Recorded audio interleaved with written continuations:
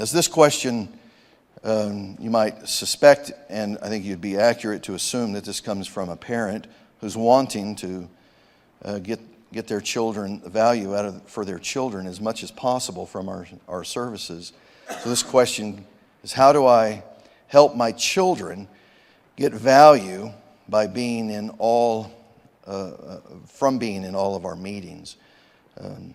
And so I would start by saying to parents, and you as older folks can help encourage this of the younger people, this is a long game practice. This is a discipline. The Christian life is a long game practice of discipline. It doesn't get fixed in one Sunday. If your children have very little discipline in their life, it's going to be hard to expect that when they come to a church service where the vast majority of the time is sit down and be quiet, that it's going to work out really well. So it's a long game. I would say to parents, especially with younger children, this is something you can practice at home. And practicing at home is not making the actual event of coming to church less. I just think it's one of the ways that you can help these little children understand that when you're wanting them to sit still, this is what sitting still looks like. And this is what sitting still sounds like. And, practice it, 5 days a week, and then you come to church one day a week, some of that practicing is going to stick. And so it's a discipline. Practice, practice, practice. When I think of this term practice, I immediately think of a high school basketball coach who was neither glad I was on his team or unhappy that I was on his team, but he was a good Christian man, and he patiently endured me being on his team. John Van Tassel, who first taught me this at a basketball practice. He taught me Romans chapter 9. That practice, he asked everybody, how many of you believe practice makes perfect? And of course, I want to play basketball. So I said, well, of course, yeah, I agree with you there, Coach Van Tassel.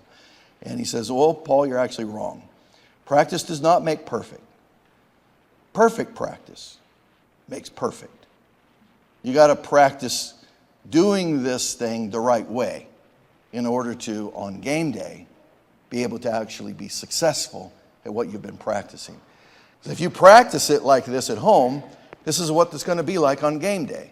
So I just say to parents, bring that kind of an idea here that practicing 5 minutes a day, and practice it with a good reward, a popsicle, an extra bowl of cereal, something that's worth saying that was really. It doesn't have to be food. That's what I reward myself with whenever I do things right. An extra scoop of ice cream or something. Yeah, well, do better than me with your rewards, all right? But reward them and make a big deal about it. That was so good. And listen, don't forget, when we go to church, it's going to be important that when it's time to be there, that we're participating as much as we possibly can. And I would say it's probably a good idea to not bring a lot of toys, because toys can be very distracting. But having something for those little hands to do, their minds to stay, at least be entangled with what's verbally going on, I think that's an appropriate way to help them endure an hour-and-a-half service. I would say teach them at home. Listen, boys and girls, when the preacher tells us to stand, we're going to all stand. And when he tells us that when he's going to say stand for the reading of the word, we're going to actually say this.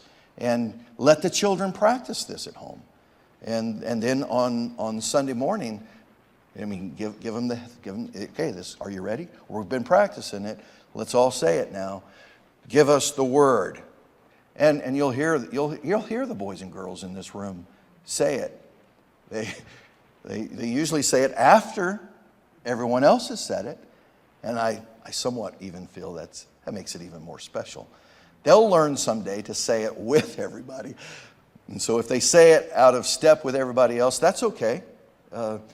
Let them know that was what we wanted to do, and that's what we did, and that was good. You participated in the worship of God today. So just remember that That this is a discipleship. This is what discipleship is. Teaching someone to hear the Word of God, teaching them to participate. And so help them understand that. And I would say to you who don't have little children in the room with you, laugh to yourself because you don't forget what it was like to have a little one, do you? And it's okay that they make noises as though that was almost on cue. It's okay for them to make noises. And those moms and dads have enough pressure on them already. They're trying to help these little boys and girls hear and participate. They may have to get up and leave the room. And I tell parents, don't be afraid to do this. Don't be afraid to take a child out of this room. But don't do this. Don't take them out of this room and then let them run wild everywhere else until they calm down enough to come back in here. Get them out of the room.